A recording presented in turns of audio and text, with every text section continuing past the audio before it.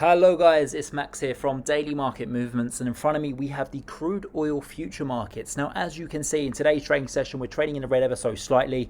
During the Asian session last night, we went as high as $62.27 a barrel, and then we have fallen sharply lower throughout the day. This is just on news that Saudi Arabia have announced that they're slowly going to ease their production cuts. So there's been a lot of profit taken up at around $62, but then midway through the US trading session, we had the oil inventory numbers come out. It was expected to be minus 2 million barrels in storage. However, the figure was a lot more. It was minus 7 million, which of course is very bullish news for the crude oil markets.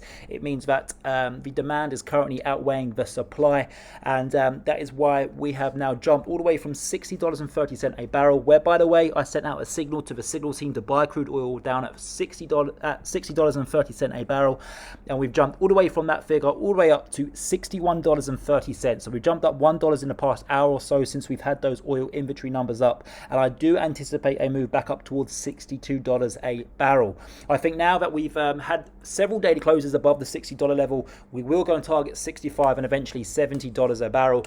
One thing though that I would be very cautious of is of course the RSI. The RSI is telling us that we are extremely overbought in the short run. So if you are buying up at these high levels, do be very, very cautious. Have tight stop losses, because very soon this market will pull back. Okay, a lot of crude oil traders have been used to the markets just going up and up and up over the past month or so, roughly 2 months, but this is not how the markets work. Okay, it's perfectly normal and healthy for a bullish market to have a pullback, and that's exactly what I'm forecasting and waiting for here in the crude oil markets. Don't get me wrong, that will offer fantastic value once we get that pullback, maybe down to 55, maybe down to 52 where the 50-day EMA currently sits. That will offer fantastic value here in the crude oil markets, and you should be a buyer.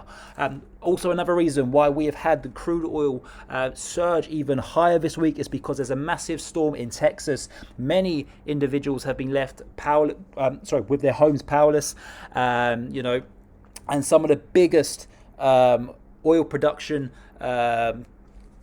rigs for crude oil in the US are based in Texas, so they've had to close. And of course that comes back down to economics 101, supply and demand.